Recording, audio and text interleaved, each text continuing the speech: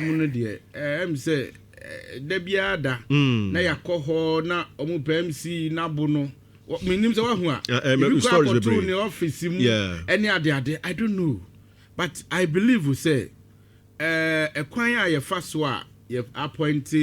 DCU so MCE no it should come from omo ankrofo what I say say ono omo atena yie na omo ahu say wo ne de wo kwa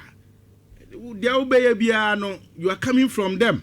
what I say but bia na obi owosoro bi e na oko hampeki nipa no ekosi ho because I say from day one no maame no ho enye wo mo akonoda what I say the tie bia no I say the bia complaints any ade e wo ho so ho and utie assembly members no so asema omo kan na che say maame na nkasa so no ye de wo a e wo say usua adwuma no na wo hu adwuma ne ho mra especially the act now establishes our local government you know what I say sua so ho na ne wo mo enye adwuma dan say wo no wadwen ne oniema wo fi say to say the omo allegations omo make say what transfer nya say what transfer obi no e na e change dynamics and as a situation no nipa na wo fi say open no kra no oba ontimi nya hwe because systems no e wo ekwan e fa so e bibia no nya wo ba e ne de eba e wo ho dada etinya say what transfer obi no sometimes no oh yeah the wrong thing omo try correct wa wo se menti ase omo so some professionals omo nya ndisi for na ye do omo abetena ho they are professionals so sometimes no listen to them what I say listen to them if men can say bibia on beka kire obia no na we dis so use discretion but akoya say assembly members na onu omo nyina akra no mo one way no one side no omo kra sorry etia to pass vote of no confidence no I know you not just ye ni gidie ewo mu we nyina be kwa kowie franka mu akohene so adan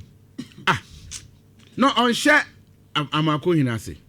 aye ana ude we na ye kan mu say Oshanase doesn't he work through the MMDCs on working through them in fact o person ye bibia o timi fa coordinating director so this of fan MMDCs o ti say on hwe no coordinate go mo activities ni ye because Johnson sense me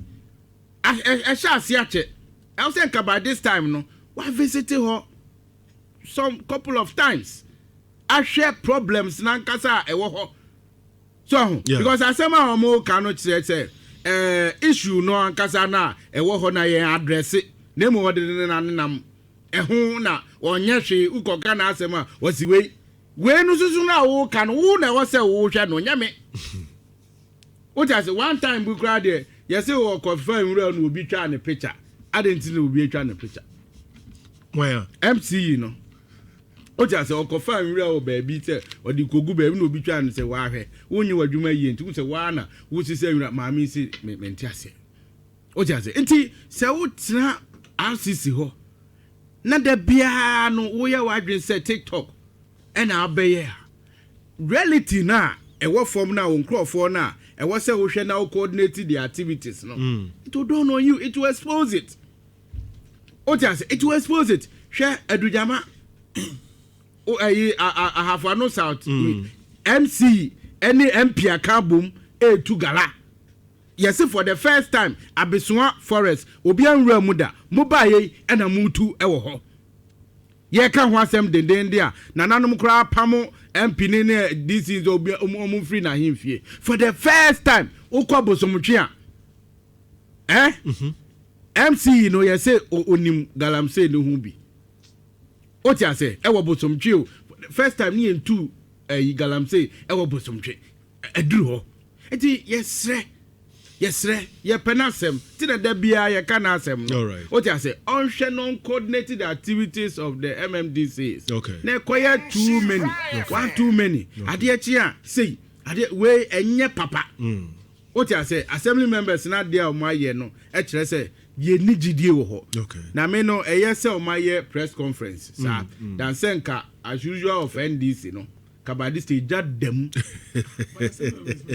unte the American say ndi ufis betima ye ne sa akwa party for ne chase party for ne chase e na omo na den enye omo a enye omo akrofo okay what you say government appointees any ho omo kan monsieur me say wo ka ho bi okay what you say share signatures no they are even appointees kra it's bad okay let them yento so yenko enim in fact Asante regional minister Paul has dragged it to this issue.